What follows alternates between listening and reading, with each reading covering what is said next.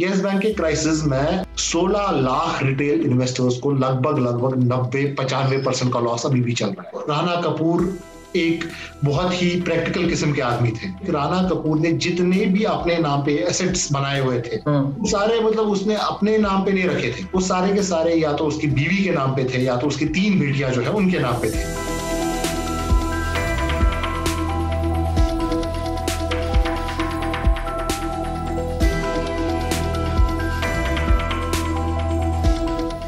एक बाहरी दुनिया के लिए राणा कपूर एक ऐसे व्यक्ति हैं जो मूलभूत तौर पर जिम्मेदार हैं यस बैंक को बर्बादी की राह पर पहुंचाने के लिए। पर आपने राणा कपूर पर एक व्यक्ति के तौर पर और एक बैंकर के तौर पर काफी रिसर्च किया है। मैं आपसे जानना चाहूंगा, कौन है राणा कपूर और क्या था उनका वो दृष्टिकोण जब यस बैंक एक बर्बादी की राह पर उनके कारण निकल पड़ा था?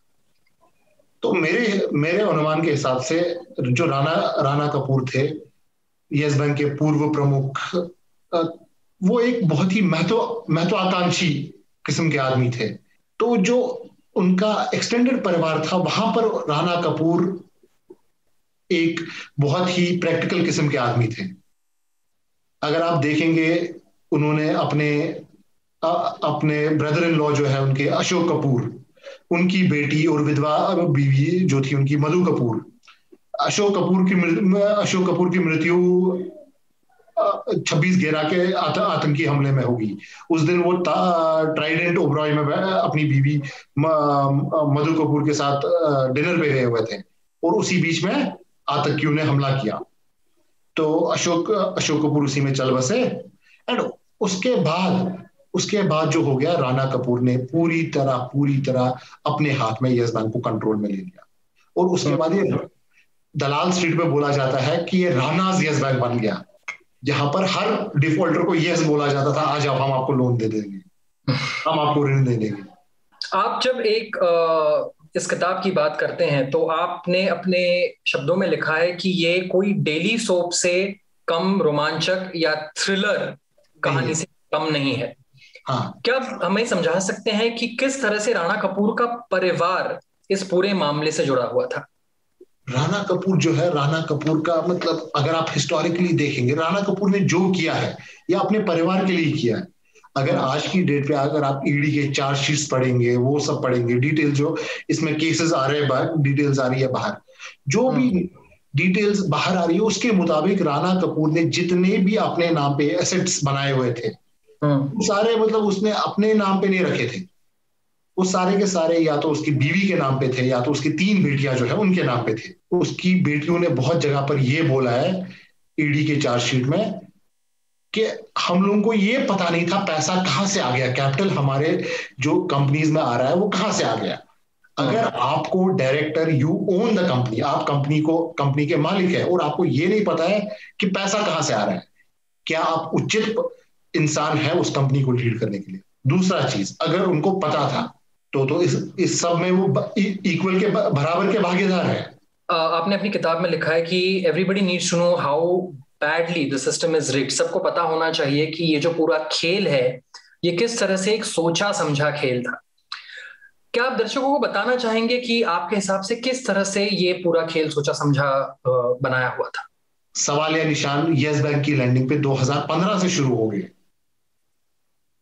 रिजर्व बैंक ऑफ इंडिया, जो कि एक रेगुलेटर कहा जाता है इसको, बैंकिंग सिस्टम का, जो बैंकिंग सिस्टम को रेगुलेट करता है, वो क्या कर रहा था 2015 से?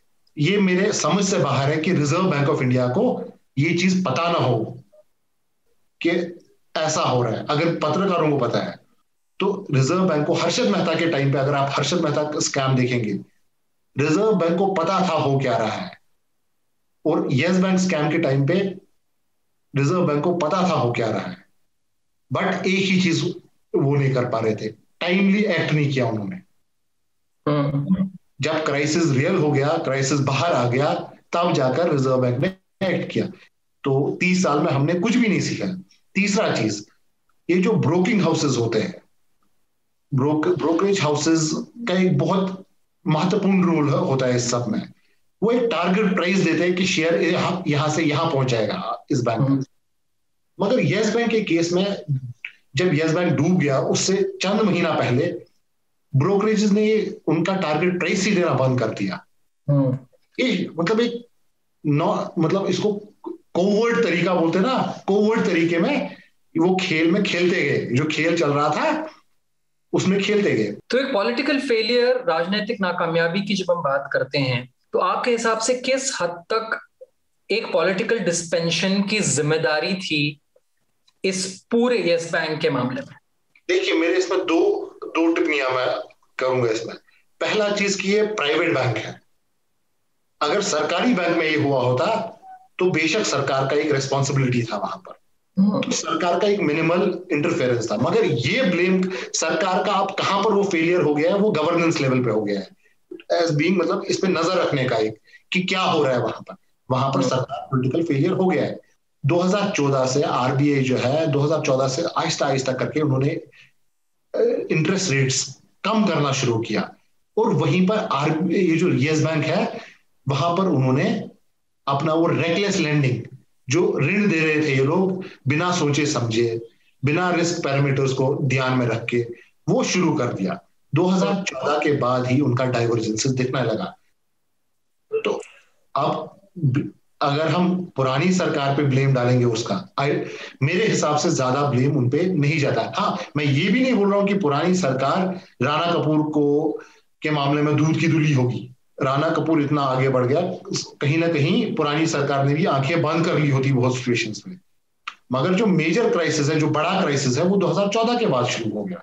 आपके हिसाब से लीगली और लॉफुली क्या वो रास्ता है जिससे ऐसी सिचुएशंस को या ऐसी इंडिविजुअल्स को टैकल करने में मदद की जा सकती है? क्योंकि जैसा कि आपने कहा कि लगभग 30 साल हो गए, लेकिन हर्षद मेहता की केस के बाद अभी तक हम कुछ नहीं सीखे हैं। ये जो रिजर्व बैंक ऑफ इंडिया है आज की डेट पे, अगर हम हिसाब ही देखें, ये हर्षद मेहता हो, पीएमसी बैंक हो या यस बैंक हो, यस बैंक में मतलब लोगों को ये तब समझ आ गया कि क्राइसिस है जब आरबीआई ने मॉरेटोरियम किया। बट मॉरेटोरियम जो था, वो जो विड्रॉल पे उन्होंने प्रतिबंध लगाया था मार्च 5 को पिछले साल, वो इसलिए लगाया गया था कि बैंक बच जाए।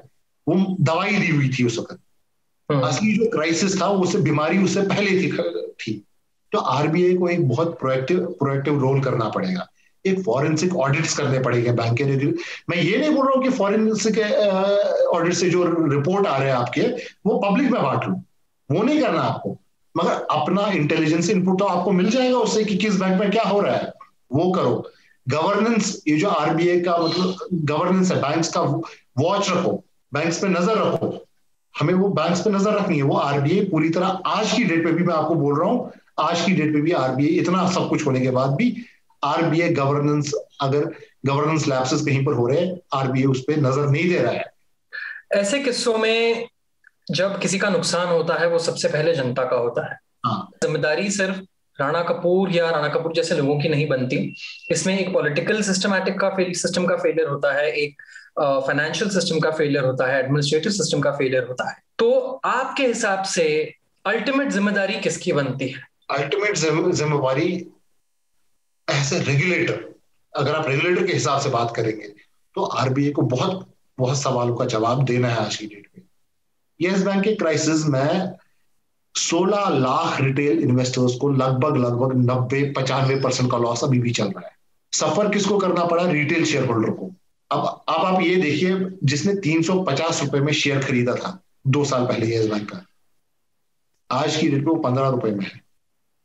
खुद सोचिए क्या नुकसान हो गया वहां पर।